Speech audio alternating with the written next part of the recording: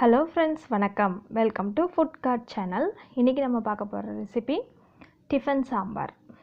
இந்த டிஃபன் சாம்பாருக்கு ஒரு 2 கைப்பிடி அளவுக்கு பாசி பருப்பு எடுத்து ஒரு 10 நிமிஷத்துக்கு ஊற வச்சுக்கலாம்.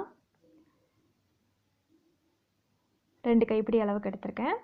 கொஞ்சமாக தண்ணி ஊற்றி ஒரு 10 நிமிஷத்துக்கு ஊற வச்சுக்கோங்க.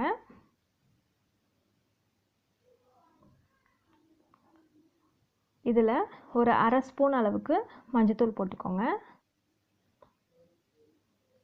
10 நிமிஷம் பருப்பு நல்லா ஊறினதுக்கப்புறம் இதில் நம்ம காய்கறிகள் எல்லாத்தையும் ஆட் பண்ணிடலாம். இதில் என்னென்ன காய்கறிகள் வச்சுருக்கேன் அப்படின்னு பார்த்தீங்கன்னா, ஒரு பெரிய சைஸ் தக்காளி, ஒரு பெரிய வெங்காயம், 3 பச்சை மிளகாய், கொஞ்சம் பீன்ஸு, கேரட்டு, முருங்கைக்காய், இதோட ஒரு கத்திரிக்காயும் ஒரு உருளைக்கிழங்கு நறுக்கி வச்சுருக்கேன். அது கருத்துரும் அப்படின்றதுனால தண்ணிக்குள்ளே போட்டு வச்சுருக்கேன். அதையும் இதோட சேர்த்துடலாம்.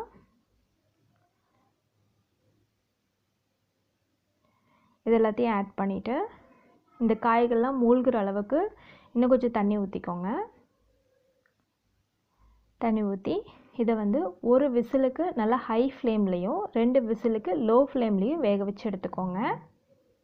இந்த பருப்பு காயெல்லாம் வேகிற கேப்பில் நம்ம உப்பு புளி கரைச்சிக்கலாம். ஒரு அரை டம்ளர் தண்ணியில் ஒரு சின்ன நெல்லிக்காய் அளவு புளி, இதோட இந்த டிஷ்ஷுக்கு தேவையான அளவுக்கு உப்பு, ரெண்டுத்தையும் எடுத்து நல்லா கரைச்சி வச்சுக்கோங்க. பருப்பு விசில் விட்டதும் ப்ரெஷர் ரிலீஸ் ஆனதுக்கப்புறம் குக்கரை ஓப்பன் பண்ணி பாருங்கள். நல்லா வெந்திருக்கு. இதை லேசாக அப்படியே மசிச்சு விட்டுக்கோங்க. ரொம்ப உரு தெரியாமல் மசிக்க வேண்டாம், சும்மா லேசாக ஒரு கிண்டி கிண்டி விட்டுக்கோங்க.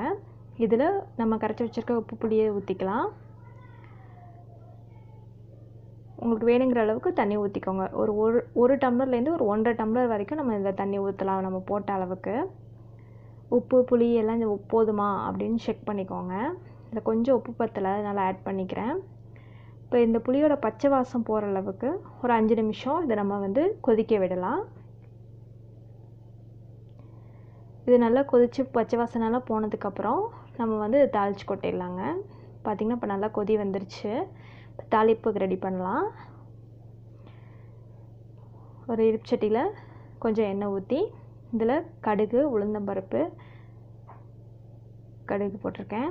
வெடித்ததும் உளுந்தம்பருப்பு, அதோட கொஞ்சமாக வெந்தயம், கொஞ்சம் கட்டி பெருங்காயம், தூள் பெருங்காயம் வேணாலும் நீங்கள் ஆட் பண்ணிக்கலாம், 2 வரமிளகா, கொஞ்சம் கருவேப்பிலை, இதெல்லாத்தையும் தாளித்து கொதிச்சிட்ருக்கிற சாம்பாரில் ஊற்றிக்கோங்க.